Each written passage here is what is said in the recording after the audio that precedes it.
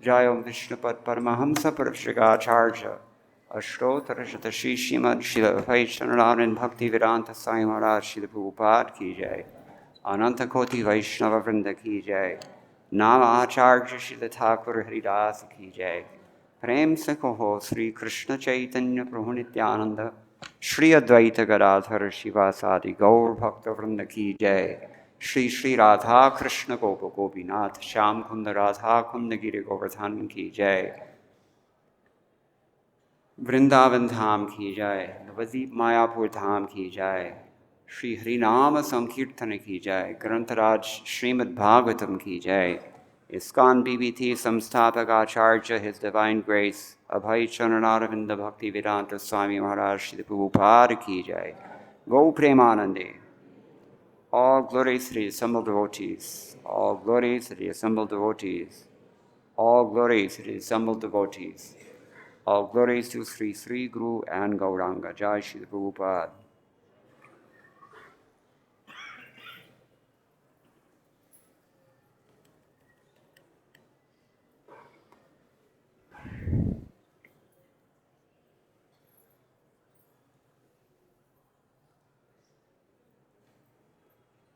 Om Namo Bhagavate Vasudevaya.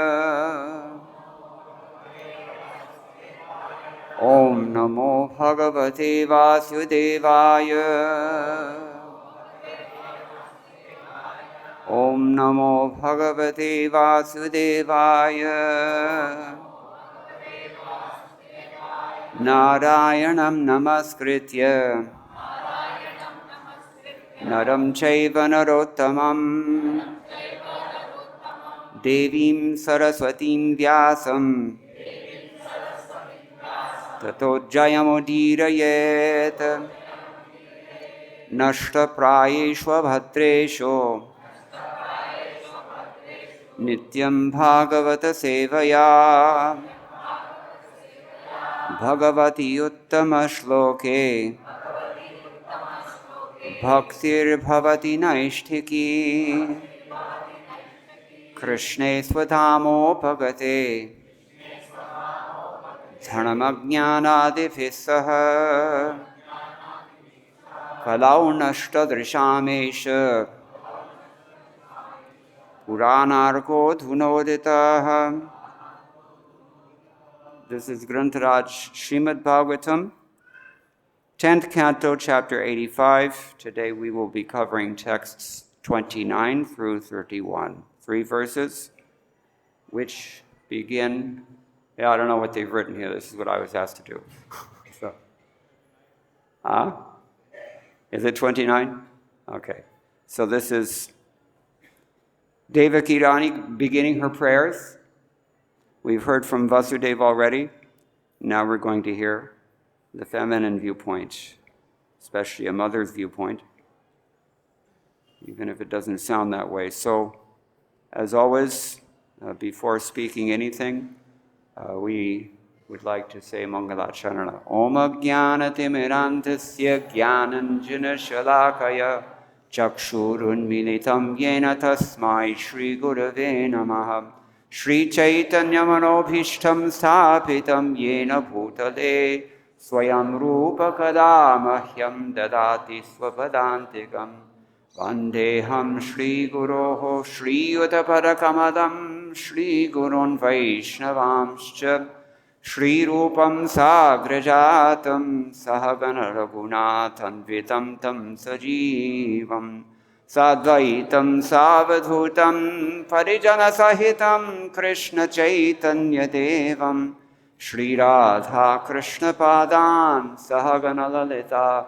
Shri Vishakhan Vitamsha He Krishna Karuna Sindho Dinabandho Jagatpate Gopesha Gopika Kanta Radha Kanta Namostute Tapta Kanchana Gaurangi Radhe Vrindavaneshwari Vrishabhanusute Devi Pranamami Haripriye Vancha Kalpatarubhyascha Kripa Sindhubhya Evacha Patitanam Pavanebhyo Vaishnavebhyo namo namah.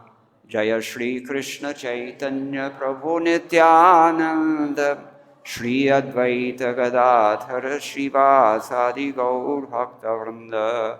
Hare Krishna, Hare Krishna, Krishna Krishna, Hare Hare, Hare Rama, Hare Rama, Rama Rama, Hare Hare.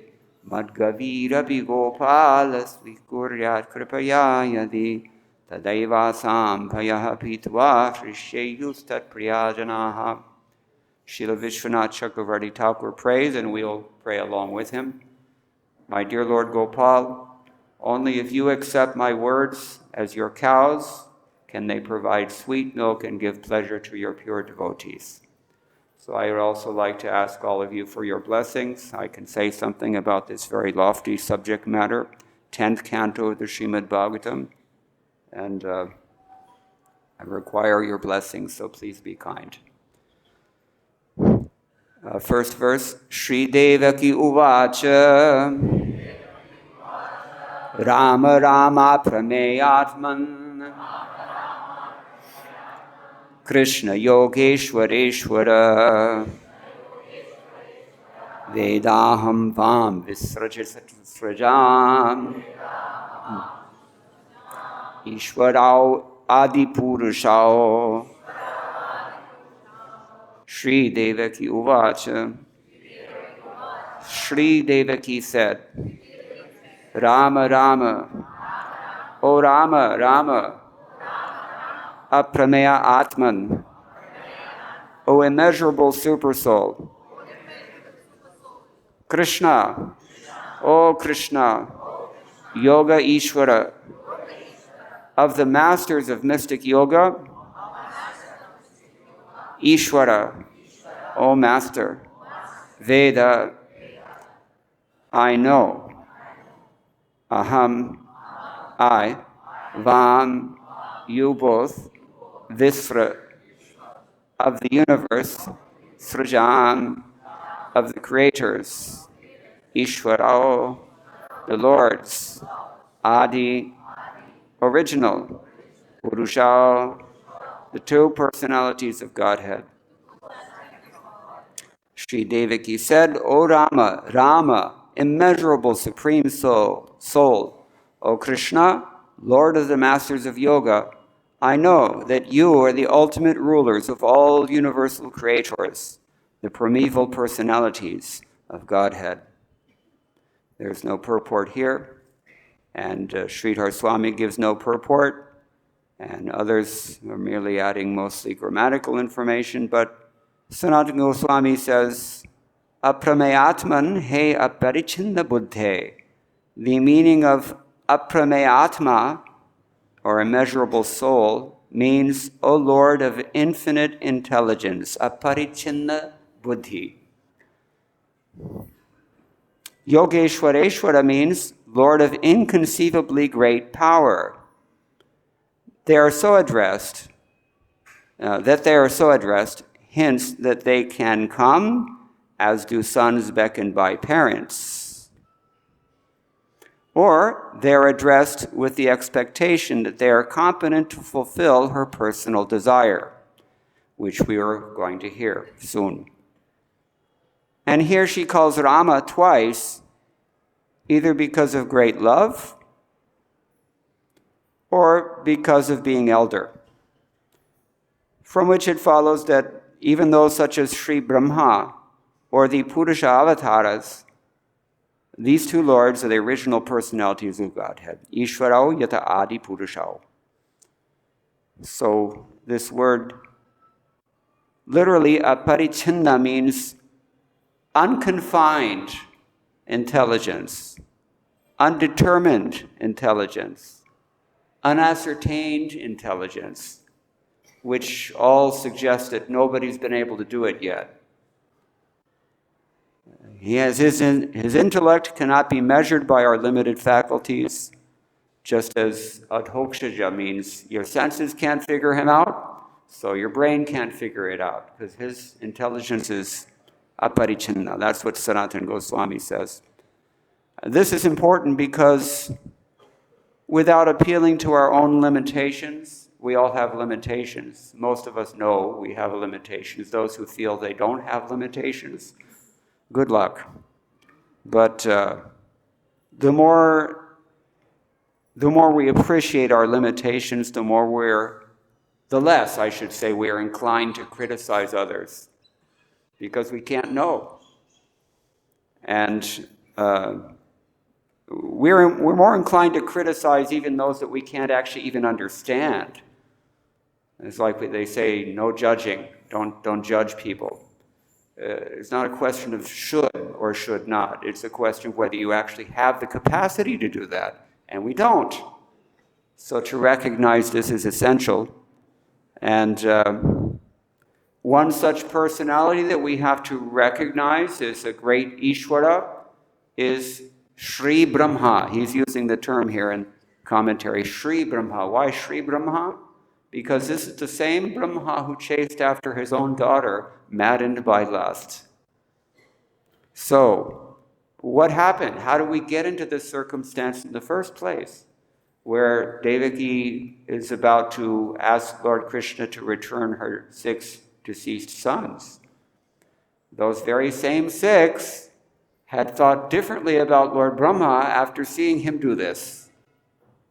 Just as we think differently about a sannyasi who gets married at age 70 or something, whatever happens. You can all go through some funky stuff, so don't be proud. Any minute we don't know what Kṛṣṇa... Next week we won't know what kind of test Kṛṣṇa is going to throw at us. So be careful. This is the subtext here. And all of this is only hinted at by these names. Aprameya-ātman. And what's the second one? Yogeśvareśvara. So Kṛṣṇa's, this is vitally relevant to Devaki's prayer, which is forthcoming. Kṛṣṇa will relieve these 6 sons after their offense. They had to take two births as demons. First as the sons of Kalanemi, and now as these sons of Devaki, and this is actually part of their salvation, that they were killed immediately by Kamsa. Lila. We don't know about our problems, but literally, yogeśvareśvara, what does it mean? The master of those who have mastered yoga. Yoga is now very popular, especially in the Western world, but very few of them are actually masters, such that they really have any siddhis or anything like that. What to speak of Paramatma realization, which is the ultimate goal. What does Bhagavatam tell us about this? Dhyanavastita tadgatena manasa pashyanti yam yoginaha. If you're a consummate yogi, then you're going to see and meditate and hold Paramatma within your heart. How many of them are doing that? No. They're checking their calories, they're looking at their weight, they're thinking about the opposite sex. That's really what makes it go in the modern world, so-called yoga, at least most of the time. So here too, if we fully accept that Kṛṣṇa is omniscient, omnipotent, omnipresent, he has inconceivable shaktis, achintya shakti, then there's no one that he cannot deliver. Even if we get ourselves in such a mess as Lord Brahma did, even if we find ourselves taking birth as demons repeatedly, as these Shadgarbhas did, he can do anything for us. He's bringing back these children from the dead, and he makes his mother so happy with that. Jiva Goswami says Rāma refers to both of them together. That's why it's twice. We know Rāma. What is that?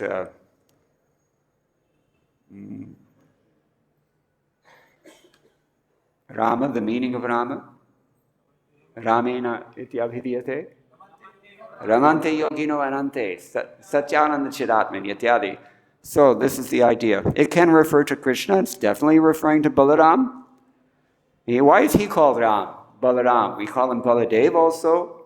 We call him Balabhadra. Why is he called Balarama? Anybody remember? This is from earlier in the 10th canto. Because he pleases everyone in the family. There are yadus and there are so many different kinds, but everybody likes Balaram. Balaram ki. Kṛṣṇa Balaram ki. So she's praying to these two boys. Bilvamangala Thakur has also prayed nicely to these two boys. He says, Vande Gaura Ghana Shyamao Mallao Yadava Vallabhao. I'm offering my respectful obeisance to these two wrestlers, one fair, one dark. Kangsa Dhwangsa Kara Kridao. As child's play, they were able to kill this formidable demon, Kamsa. Gajadanta Varayuthau, with a choice weapon consisting of the elephant's tusk. Whose elephant? Kamsa's elephant. Kuvalayapita, supposed to be invincible elephant, and they just dispatched him before he even had a chance to fight. This is Kṛṣṇa Balaram's inconceivable power. So, all right, and then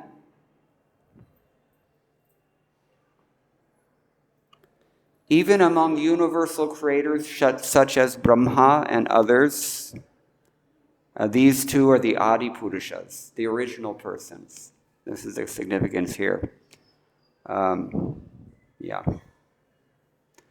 Swami says that she's calling him Rāma first because he's older, and then Rāma again, meaning Kṛṣṇa, the younger one. Rāmanuja, right? Rāmanuja. It's like they have in the south, Ramanujacharya, but Rāmanuja actually means the younger brother of Balaram. Yes. Rāmanuja. He Rāmanuja, he Jagatraya Guruhu. Ityadi. All right, so then they're the original Purushas. This is the idea. Vishwanath Chakravarti has not commented on text 29. Text 30, I'm just going to recite the Sanskrit because time is less. Someone has to tell me when it's 9 o'clock because I don't see it. Abhi 8:30 hai na? Okay. Okay. Kala vidhvasta sattvanam rajñam uchchasra vartinam bhumer bharayamananam avatirnau kiladyatme. So she says now, taking birth from me, you've now descended to the world in order to kill those kings whose good qualities have been destroyed by the present age, and who thus defy the authority of revealed scriptures and burden of the earth. Again, no Bhaktivedanta Book Trust purport here, but Sridhar Swami briefly comments, Bhumer bharyamananam rajñam arte tesham nidhanartam me mayi kilavatirnau. You've appeared within me for the purpose of removing from this earth her burden. What is that burden? Anybody who has read Kṛṣṇa book, it's the first, practically the first sentence. When the earth was overburdened by so many demons in the form of kshatriyas, etc. So Kṛṣṇa has appeared for this purpose. Rajanya vamshatahana, Kunti Devi says, for the purpose of burning them all up. And we know how Parashuram treated them. It seems like the kshatriyas have a greater tendency to become demonic or to become overwhelmed by their demoniac propensities, isn't it? I mean, certainly in the modern world, those who have īśvara bhava to some degree, which is a kshatriya quality, even if you're only a pseudo-kshatriya, they have it. And they have to be curbed sometimes because they get out of hand. Kshatriyas and Leos. Apologies to all Leos here. So, that's his brief comment. Vamshitara says nothing here significant. Sanatana Goswami, he's also, Jiva Goswami, Sanatana Goswami are saying the same thing. Through time, such as the age of Kali, that would be the time factor that's being referred to here. Especially sattvaguna or saintliness becomes destroyed. Sattvagunaha sadhutvam va dvastam. Your saintliness and your sattvaguna, these things are the first to go. I took care of my elderly mother for many years before she passed away, and it's a real challenge. Anybody who's done that, you know. Anybody who's going to do that, take assistance. You will need it. So I learned the hard way that one of the first casualties of the stress, continual stress of caring for an old person, especially if there's family politics involved also, which there usually is in their last days. One of the first things to go is your social niceties. You become a little bit short with people and you get irritable, and because that's the effect of stress. Just like women who have to cook in the kitchen in April or May, it's not easy. It can become a little testy. I know this. So, kalina kali prapritana dvaparadina visheshato dvastam sattvam sattvagunaha sadhutvam va yesham tesham ataiva uchchastrat atikramaha tena vartam shilam yesham ataiva bhumerityadyadhuna dvaparante ityarthaha. What is the symptom of them losing both sattva guna and saintliness? Anybody who's really listening closely, or if it's still on the board, then you can guess maybe. What is the word here in this verse that might suggest? Uchchasravartinam. They reject the Shastras. Yes. In Chaitanya Charitamrita, Madhya Lila, chapter 20, text 352, is it?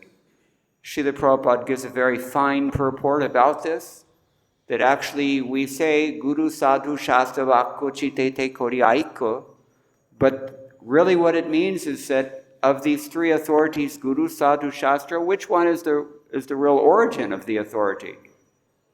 Only Shastra. Guru cannot claim to be self-effulgent without speaking what the Shastra says.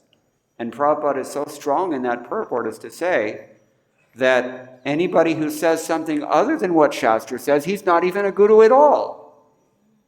Wow. Read Prabhupada's books. There are some really interesting things in Prabhupada's books. And we have to adjust ourselves to what those statements are, because they're all infallible. So Prabhupada says that, and similarly, sadhus who do not repeat what the Shastra says or do not faithfully represent it in their character, they're not sadhus. And here sadhutvam is the issue. The sadhutvam goes by the influence of Kali Yuga, and the sattva guna goes by the same influence. It's natural, but it's a challenge for all of us. So, this is Jiva Goswami. Thus they create a burden for the earth and so on, because, they transgress the Shastra conjunctions. And what does Kṛṣṇa say about that in Bhagavad-Gita? Anybody know? A famous, very well-known verse. Acharati atmanaha shreyas. You have to, if you're interested in doing good for yourself, you have to follow the Shastra Vidhi. There's no question of whether you accept it or not. Whether it's relevant or not, it is relevant. You have to surrender. So this is what makes a person authoritative. Now, Adya, you have appeared from within me, she says, at the end of the Dwapara Yuga, for this purpose. Dealing with all these upstarts who say, no, Shastra is no longer relevant. Or, that we don't have to follow these things. Prabhupada actually told us, you have to follow all the rules, even the little ones. Did he not say this? I think you've heard this, I hope, at least. Vishwanath Chakravarti Thakur adds here, Dhvastam sattvam sattva gunaha sadhutvam va yesham tesham samharaya me mayi avatirnao. Very succinctly, you've both appeared within me to eradicate those whose saintliness, sadhutvam and sattvaguna, sattvam, have been destroyed. Now there's two things I would like to add to this regarding kala vidvasta sattvanam. First of all, we've heard back in the first canto, chapter 1, text number 22. Anybody know it offhand? Kalim sattva harang pungsam.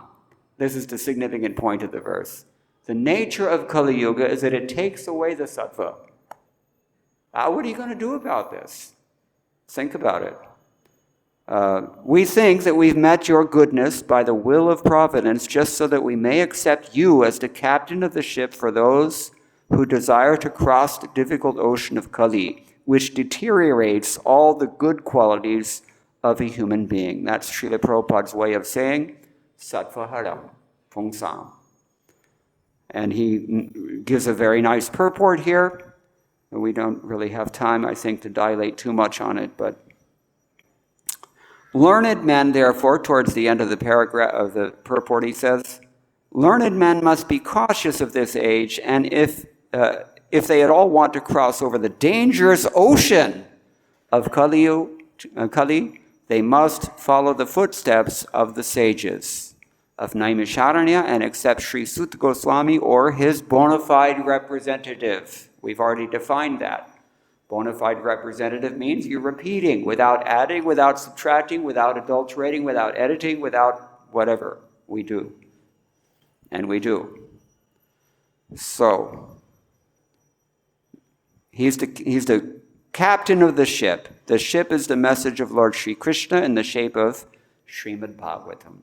We said in the beginning, where has Dharma and all of these things, Dharma and Gyan, gone for shelter? Now that Kṛṣṇa has left the world, what's the answer?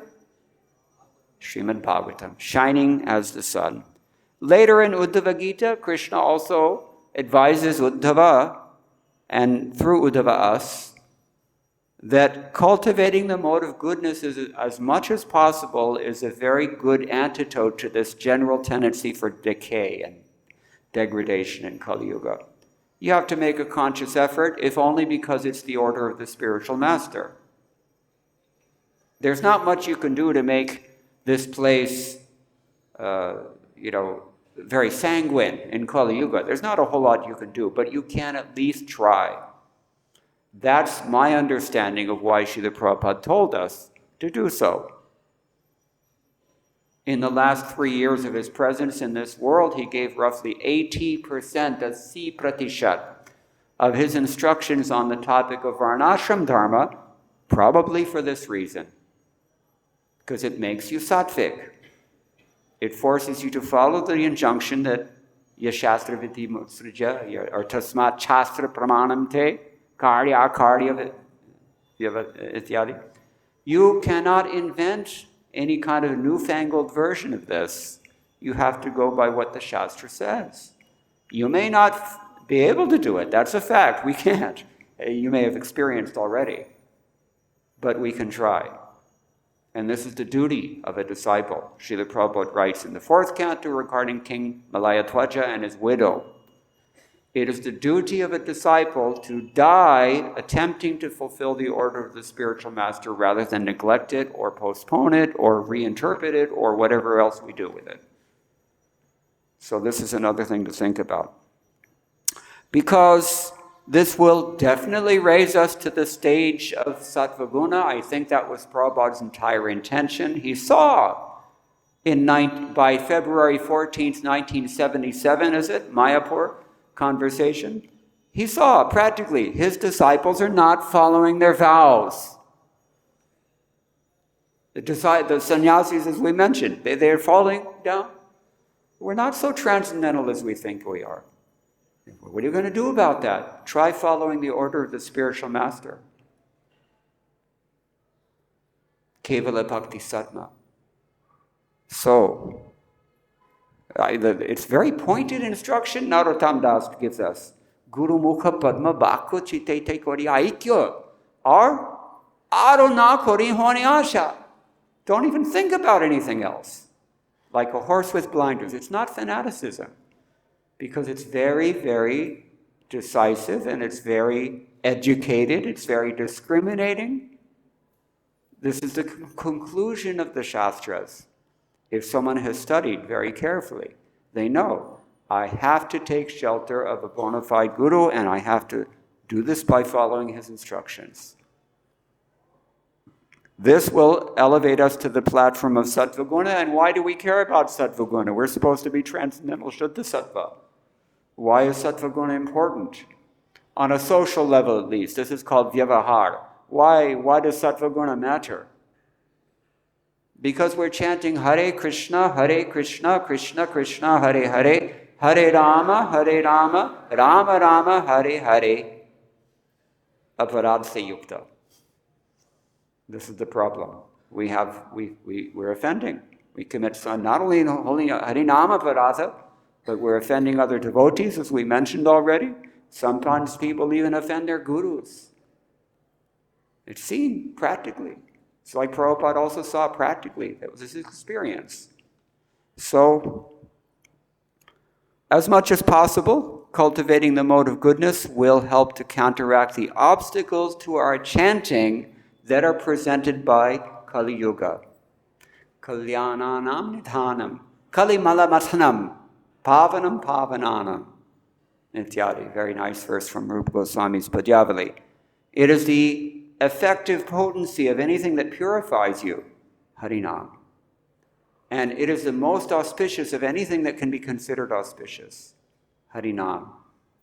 It is the only thing you need to secure a position in the spiritual world, or to secure a path back to the spiritual world. Pateyam, yanmamokshoho sabari padapara praptiye prochamanam. Those who are advanced, they declare this very confidently, Harinam. So why the varnashram, why all these rules and regulations? For Harinam, to help you chant. Because everybody, if he's honest, he will admit, I'm not chanting 100% pure. Gauranga bolite hobe pulaka sharir. Hari Hari bolite noyane bobe nir. Are we at that stage yet? I don't think so. Okay, so this is a few thoughts about the first thing, Tvastam Sattvam, ityadi. Another thing is we find in, she says, Mayi, you have appeared. May, here, according to the commentators, means Mayi, within me. And it just brought to my mind one verse from the,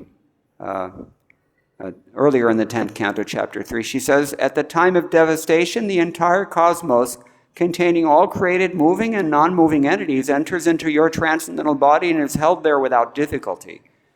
But now, this transcendental form has taken birth from my womb.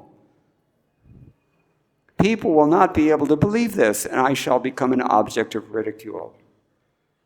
She has such a unique consciousness, Devaki, both Vasudeva and Devaki, but especially Devaki.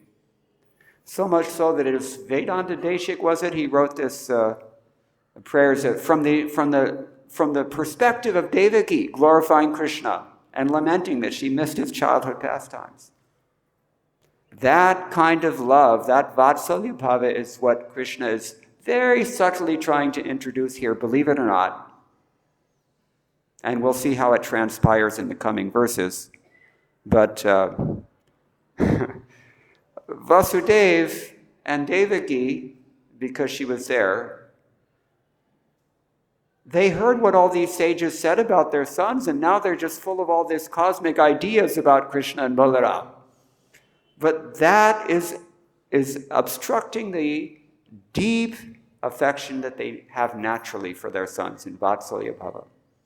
And so Kṛṣṇa is ever so slightly trying to encourage them back into this direction, and we'll see how he does so. But this is the irony, that the whole world has come out of your womb, out of your navel, and yet you've come out of mine. She has this awareness, which I don't know how she processes it. Hard to understand. Text 31.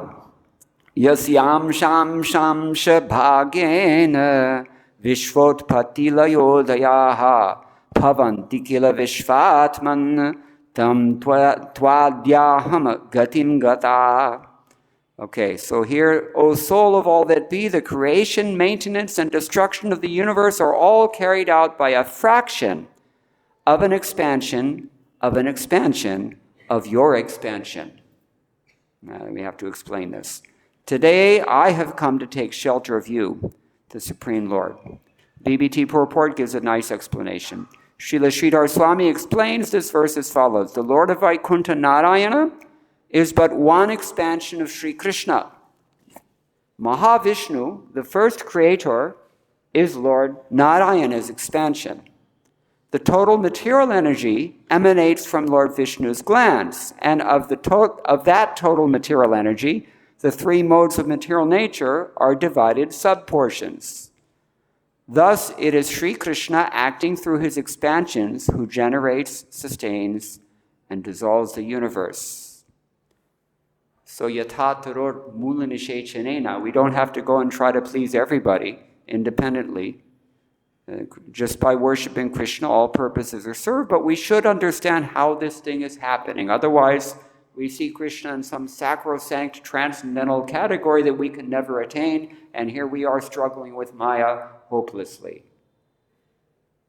Bhagavatam is here to give us, first of all, tattva gyan. And from that we can get atma gyan. And from that we get, Jiva Goswami has written, Tattva Sandarbha, Bhagavad Sandarbha, Bhakti Sandarbha, Paramatma Sandarbha, of course, Priti Sandarbha. It gets deeper and deeper and deeper. So we have to advance along these lines. All right, so here on this verse, Sridhar Swami says, Hey Adya, O original one, Yasyam Shamsha Purushas Tasyangsho Maya. Tasya angsha ganastesham bhagena paramanu mastraleshena vishvotpatyudparyoho bhavanti tam tvam gatim sharanam gatasmi. O original one, the Purusha is your portion. His portion is Maya, whose portions are divided into the modes, goodness, passion, ignorance, through mere atomic particles. Creation, maintenance, and destruction all come about. You being one's ultimate goal, I have come to you for your shelter.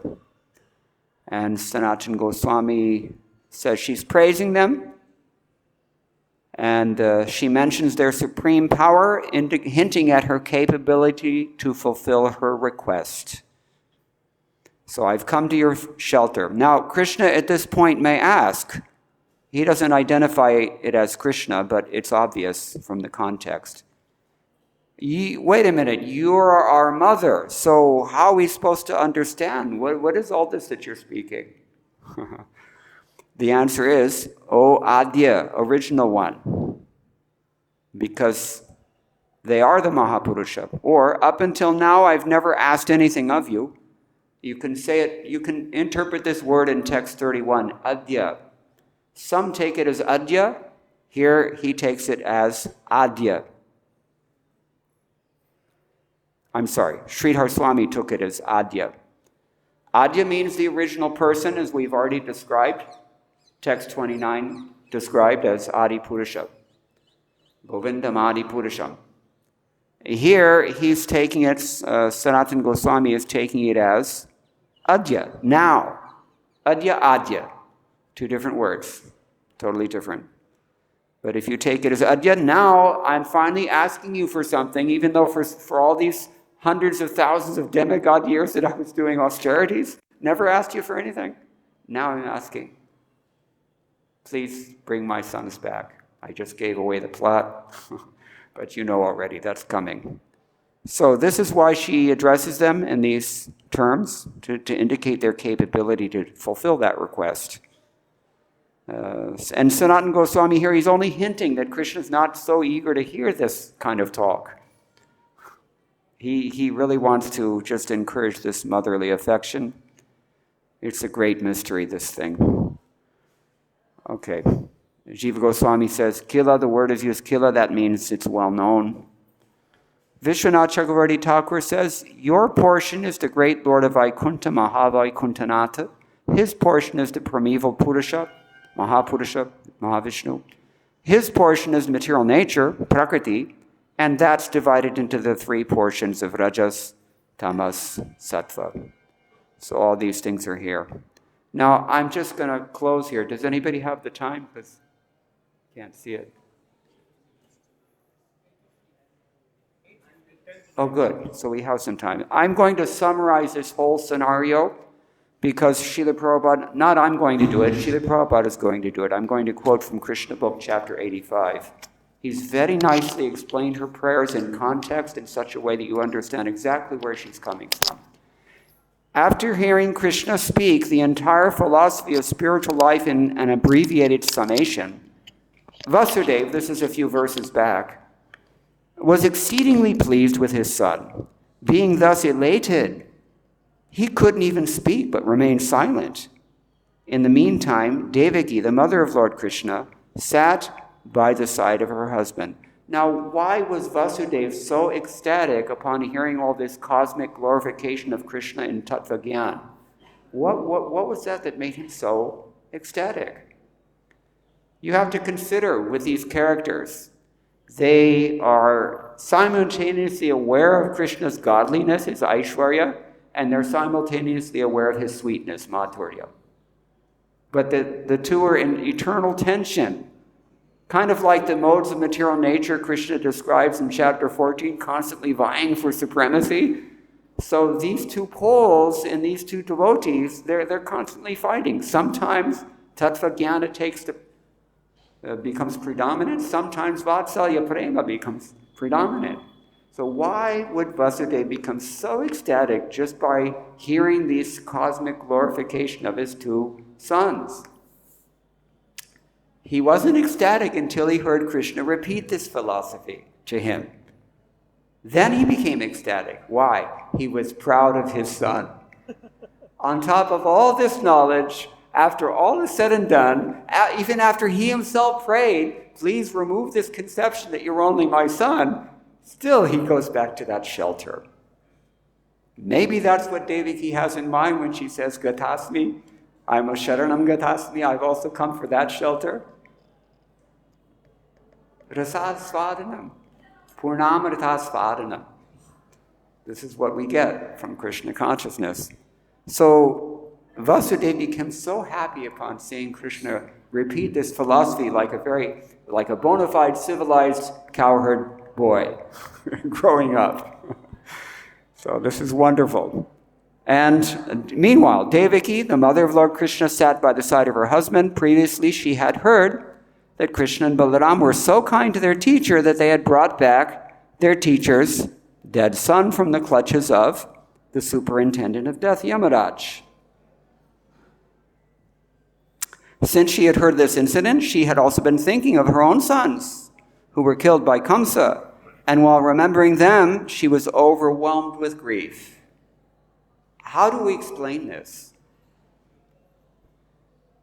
These sons, they were not Kṛṣṇa. Who were they originally? First they were the Shadgarbhas. Then they were one generation back in previous incarnation. They were the sons of Kalanemi. And before that they were the sons of Hiranyakashipu. And before that, who were they? The Vasus, 8 Vasus.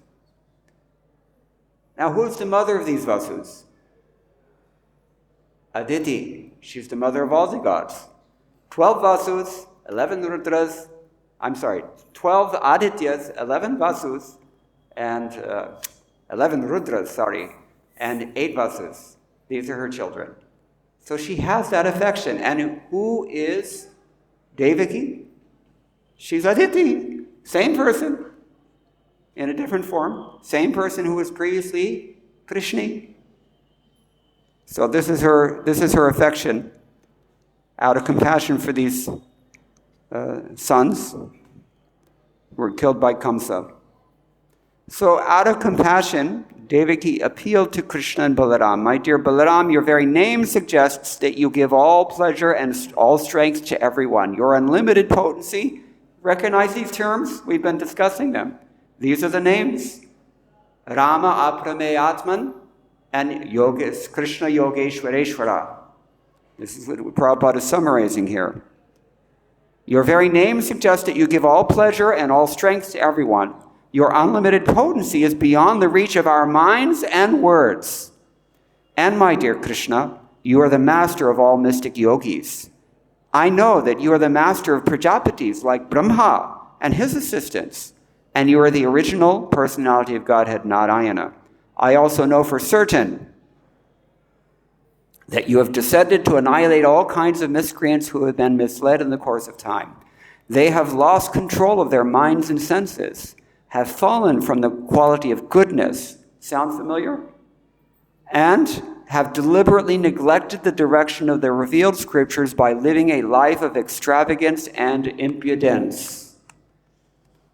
You have descended on earth to minimize the burden of the world by killing such miscreant rulers. My dear Kṛṣṇa, I know that Mahavishnu, who is lying in the causal ocean of the cosmic manifestation, and who is the source of this whole creation, is simply an expansion of your plenary portion.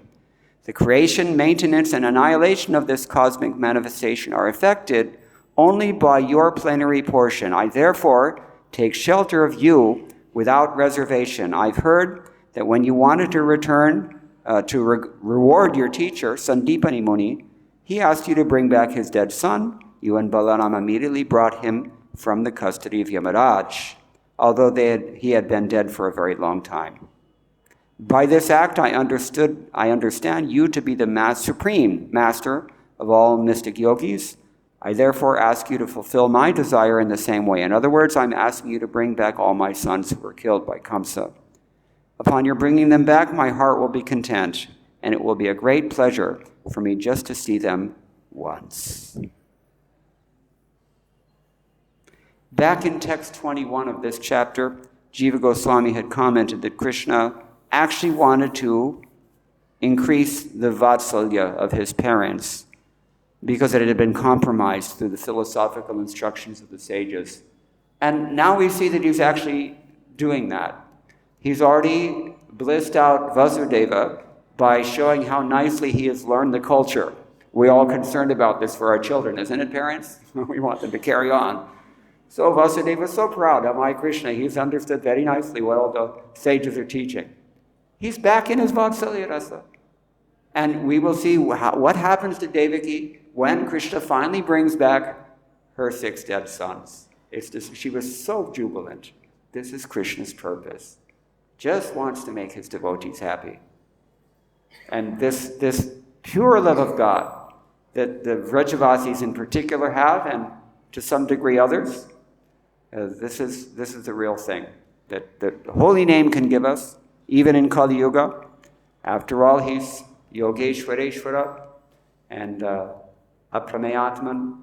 He can figure out a way to deliver all of us if we just sincerely follow this process, and particularly by chanting his holy names. Hare Kṛṣṇa, Hare Kṛṣṇa, Kṛṣṇa Kṛṣṇa, Hare Hare, Hare Rāma, Rāma Rāma, Hare Hare. I'm going to stop here. If anybody has any questions or any comments, maybe we can discuss further. Where's Panchagoda when you need him? Hare Krishna Prabhuji, thank you very much for a very nice class. Yes. You said that aprameya-ātman, he knows a way to deliver all of us. Then why is this material world there for infinite time? I'm sorry, the acoustics are pretty bad here, so I didn't hear your question. I hear your voice, but not your words. Hare Krishna Prabhuji, Okay. Thank you very much for a very nice class. You mentioned that aprameya-ātman, so he knows how to deliver us, all of us, in spite of whatever conditioning that we have. Yeah. So my question is, this universe, material world has been there for so long, why didn't he deliver us yet? Yet? Yet. Okay. Well, that's kind of up to us, isn't it? Bharata Muni and other aestheticians, Rasa Shastris, they say that in love, there's no question of inferior and inferior. Love equalizes both sides. So, Kṛṣṇa he can deliver us whether we want it or not, but that's more on the robotics side, isn't it? It's less on the personal side. We have our own free will. He wants to encouraged that we recognize the real utility of our own free will. And so he's constantly making so many overtures and constantly making so many attempts to reawaken us by sending us the proper association. In so many ways, he's constantly trying to encourage us, but we're so dull in our mind, manda sumanda mati, that we don't even notice. What to speak of take advantage? We don't even see it's going on. So we're so preoccupied with our God project, individual God project we each have, that we can't even appreciate what's happening actually. We don't even notice the Supreme Lord doing all these things for us. We have to cultivate Krishna consciousness sometimes for many years before we even wake up and recognize that there's somebody pulling all the strings here. So, he's not going to interfere with our independence. This is the gist of the answer. That, he can easily just zap anybody back to Godhead as soon as he wants. But it's not about what he wants. Love means what you want, it matters just as much. Is that okay? All right. Anything else?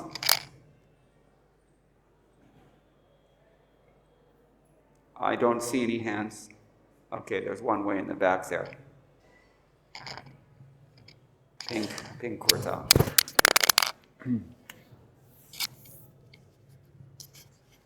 Why Devaki is asking Kṛṣṇa to bring back his lost sons, as he had not moved on? Sorry? Why Devaki Is asking to Krishna. is asking Kṛṣṇa, the Supreme Lord, to bring back his lost sons? Yeah, that's not for me to ask. I just accept it as her transcendental pastime. I can't give you an authoritative answer. There probably is one that I can't remember right now.